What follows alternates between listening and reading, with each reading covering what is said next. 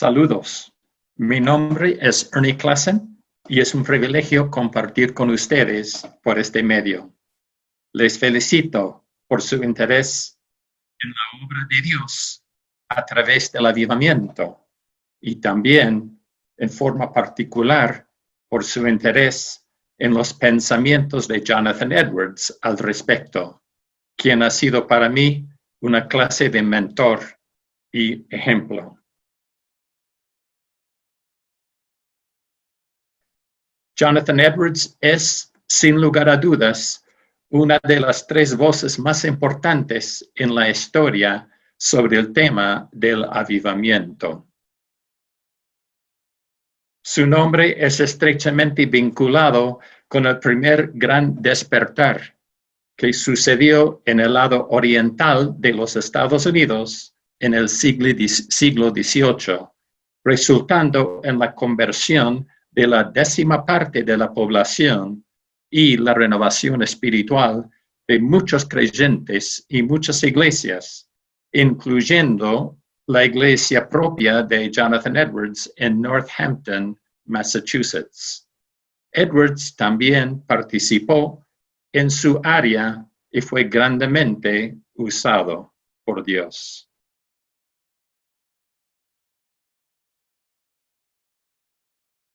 No solamente fue protagonista, sino también con su mente filosófica y teológica muy aguda y con su conocimiento pastoral de las emociones y las experiencias de sus fieles, llegó a reflexionar profundamente y críticamente sobre los extremos. Por algunas manifestaciones inusuales y por las tendencias extremistas de algunos participantes, muchos rechazaron el primer gran despertar como una obra o diabólica o netamente humana, pero con muy poca de la presencia de Dios presente. Estos críticos fueron denominados las viejas luces por su énfasis en lo racional, lo tradicional y lo normal, en contraste con las nuevas luces que enfatizaron que el vino nuevo del Evangelio podría manifestarse en odres nuevos o a través de estructuras y manifestaciones nuevas. Aunque ambos grupos apelaron a las Escrituras, las viejas luces, nombrado o representado por Chauncey y otros, fueron muy temerosos de lo novedoso. Es durante este tiempo de polarización que Yale University, donde Edwards había realizado sus estudios teológicos, invitó al emergente líder Jonathan Edwards a dar un discurso, confiando que a través de su reflexión se alinearía con los viejos luces y que daría una voz de calma y de tranquilidad a las aguas turbulentas, movidas por tantas corrientes y apelativas para la renovación y avivamiento y despertar de las congregaciones. Grande fue la sorpresa de los dirigentes de Yale University cuando Edwards se alineó con las nuevas luces. El discurso que entregó a New Haven, Connecticut, sede de Yale University, fue titulado Marcas Distintivas y formó el núcleo del libro que tenemos titulado Un verdadero avivamiento, las marcas de la obra del Espíritu Santo. Es una obra expositiva, minuciosa y penetrante de 1 de Juan, y el texto principal que Edwards utilizó en aquella ocasión fue 1 de Juan, capítulo 4 y el verso 1. Amados, no creáis a todo espíritu, sino probad los espíritus si son de Dios, porque muchos falsos profetas han salido por el mundo. Con su análisis profundo Edwards observó, analizó el criterio bíblico para diferenciar entre lo auténtico y lo espurio y aplicó dicho criterio al movimiento incipiente del primer gran despertar. Luego, Edwards mismo observó algunas tendencias extremistas en el movimiento y empezó a analizar con un ojo más crítico la obra del Señor. Sin embargo, no llegó a descartar todo, sino más bien invocó al liderazgo y especialmente a los líderes y a los amigos del avivamiento, un poco algunas veces imprudentes, a ejercer prudencia y sabiduría en su fervor para promover la obra. Sin embargo, siempre mantuvo un corazón ardiente por Dios y por el auténtico avivamiento. Más adelante, después del discurso en Yale University, pulió y amplió su discurso, modificando y ampliando su contenido para ser publicado en el año 1744. Y 2 años más tarde, en 1746, escribió su obra más profunda y tal vez su obra más importante. Se llama Los afectos religiosos, probablemente uno de los escritos de Edwards más favoritos para mí.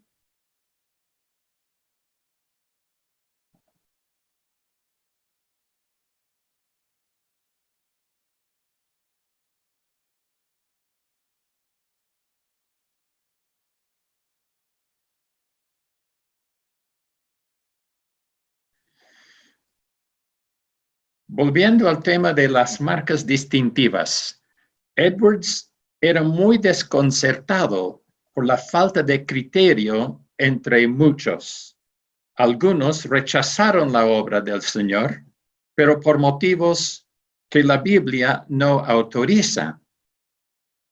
Otros abrazaron y aplaudieron el movimiento, pero por razones equivocadas.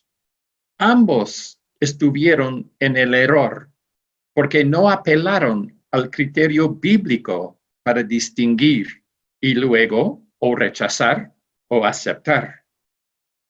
Edwards habla de los no señales y se refiere a criterio equivocado para o resistir o para endosar.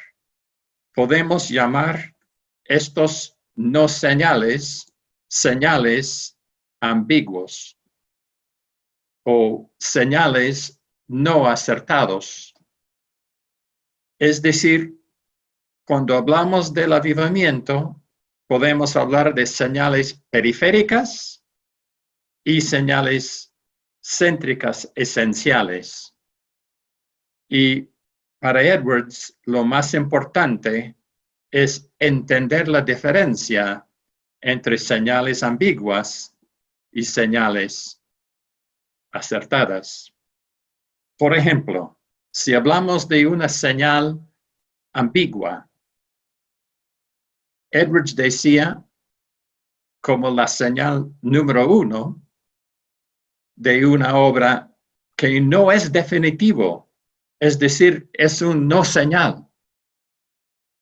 Si algo es inusual, fuera de lo normal, un avivamiento puede ser inusual. Dios puede hacer algo nuevo. Muchas veces lo ha hecho. Él mismo promete hacer cosas nuevas. Pero, por otro lado, lo novedoso no es garantía que sea de Dios. Requiere un criterio más amplio antes de rechazar o endosar una obra. Requiere criterio bíblico antes de discernir si una obra es de Dios o no. Edwards critica a aquellos que rechazan una obra por razones equivocadas, pero igualmente critica a aquellos que respaldan una obra por razones equivocadas.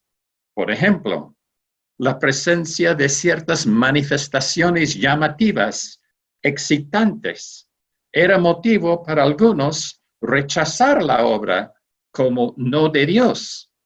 Esto es conocido como no señal o señal ambigua número 2.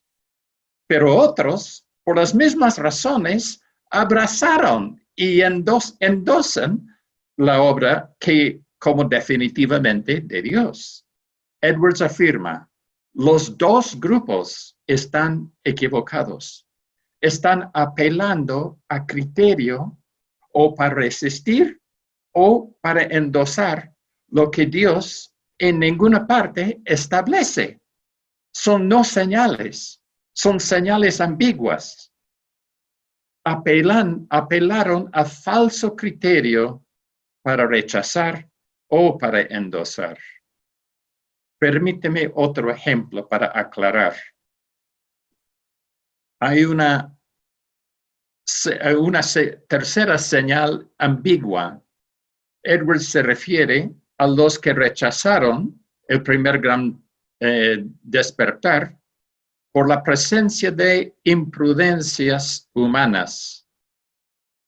No sabemos exactamente a qué se refiere, pero es conocido de que había un hombre que se llama Davenport, un evangelista que cometió muchas imprudencias en su fervor para promover el avivamiento.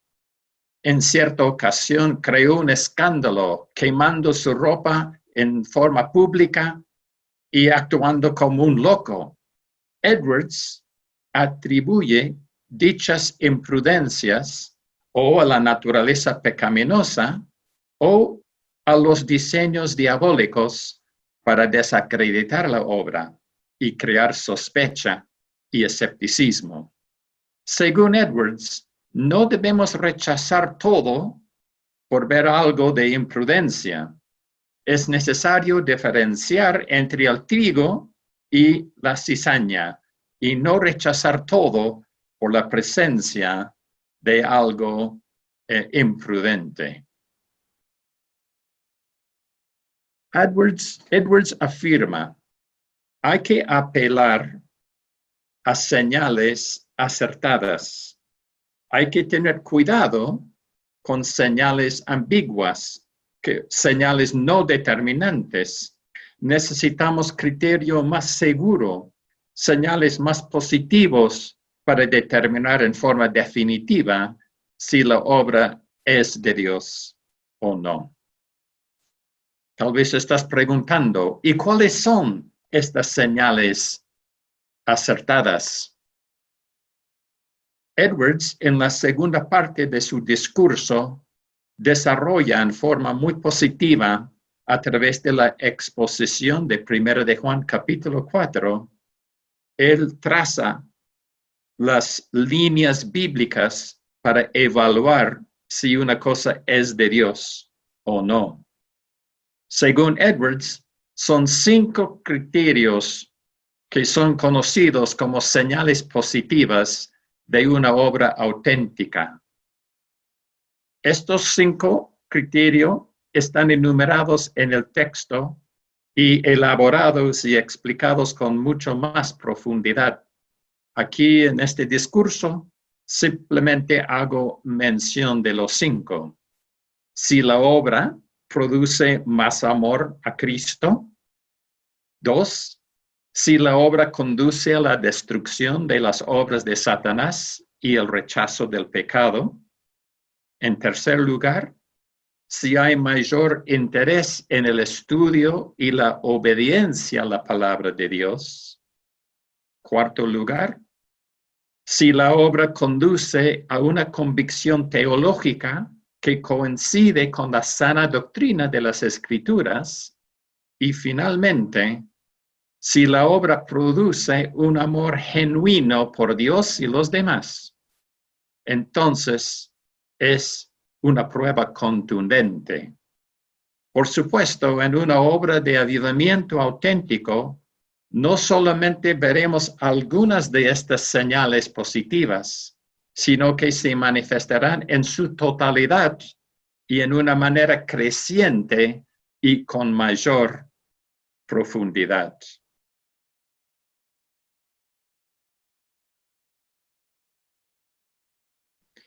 Este gráfico puede ayudarnos a entender la diferencia. En el avivamiento, casi siempre hay señales ambiguas y señales definitivas. Si hay una abundancia de señales ambiguas y una profunda carencia de señales acertadas, entonces Edwards pondría dicho avivamiento en tela de juicio. El punto de Edwards es lo siguiente: usemos criterio bíblico para evaluar nuestras experiencias personales y los movimientos de avivamiento que nos toca vivir, nos toca evaluar y en algunos casos nos toca liderar. No debemos concentrarnos en las señales ambiguas o rechazar o endosar dicha experiencia o dicho avivamiento por criterios equivocados. Algunos resisten algunas experiencias y movimientos por motivos equivocados. Otros respaldan algunas experiencias y movimientos, pero también por motivos equivocados. Que todos seamos más sabios, más juiciosos y más bíblicos en el discernimiento y en el proceso de decidir o a favor o en contra. Debemos concentrarnos en las señales acertadas y asegurarnos que dichas señales están presentes, predominantes y crecientes. Seamos tolerantes de las señales ambiguas, pero concentrémonos y concentremos nuestra energía para el desarrollo de las señales positivas.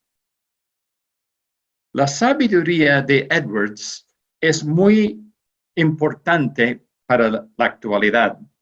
Aunque él ministraba en una época del siglo XVIII, hace aproximadamente 300 años, sin embargo, sus observaciones son muy relevantes para nosotros. Hoy en día existe criterio espurio, equivocado, para o endosar o respaldar algo que supuestamente proviene de Dios y es por el bien de mucho del pueblo de Dios. Existen muchas corrientes teológicas y filosóficas en el mundo de los latinos, sea en Sudamérica, Centroamérica o en Norteamérica, también en España, que han infiltrado algunos círculos cristianos. Por ejemplo, me refiero al Evangelio de la Prosperidad, que ha penetrado varios círculos y está afectando profundamente el concepto del avivamiento dentro de nuestros círculos. Conceptos erróneos acerca de la verdadera espiritualidad, el lugar del sufrimiento y las evidencias de la plenitud del Espíritu Santo han infiltrado algunos círculos y se han arraizado en la vida de muchos líderes. Su concepto del avivamiento está estrechamente vinculado con el Evangelio de la Prosperidad. Permíteme darles un ejemplo. Cuando yo era pastor en España, en Alicante, España, tuvimos el privilegio de enviar uno de nuestros jóvenes al país de Kenia, en África, para una etapa de entrenamiento misionero. Descubrimos que dicha iglesia tenía un aviso en su tablón de anuncios que decía así: tenía una foto muy hermosa de una casona y arriba en letras en inglés porque era Kenia, mas buscad primeramente el reino de Dios y su justicia y todas estas cosas os serán añadidas. Fascinante. Evidentemente la intención de este aviso es, si uno busca el reino de Dios, Dios le dará una casona o algo semejante al creyente. Es una evidencia flagrante del evangelio de la prosperidad. Qué triste. Nuestra motivación por el evangelio y por el avivamiento puede sutilmente convertirse en el egoísmo, en la codicia, en la ganancia personal, usando como pretexto la gloria de Dios. Que el Señor nos libere y lamentablemente, si analicemos con perspicacia espiritual, descubrimos que en las Américas, sea en Norteamérica, en Centroamérica o en Sudamérica, esta mentalidad es muy común.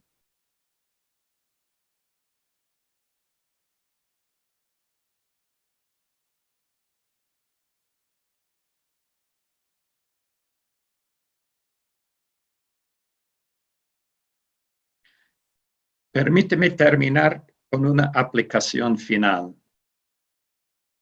Edwards es un hombre profundamente relevante para nosotros en el día de hoy. Era un teólogo al mismo nivel de Juan Calvino o Juan Owen. Era un filósofo cristiano muy agudo por su penetración, de la misma categoría de un Atanasio o de un Agustín. Era un pastor con experiencia pastoral muy cerca a los fieles, como el puritano Baxter o el reformador John Knox. Su ministerio en la enseñanza y en la predicación es semejante a un Spurgeon o un Savonarola. Su vida espiritual, su experiencia con Dios, es muy semejante a Pablo o al apóstol Juan. Escribió 70 resoluciones que reflejan las aspiraciones espirituales de un hombre de Dios. Yo diría sin precedentes ni paralelos en toda la historia. Y de paso, si nunca has hojeado las 70 resoluciones, están disponibles a través del Internet. 70 resoluciones de Jonathan Edwards. Su influencia en el avivamiento y en la reformación es semejante a un Lutero o a un Whitefield.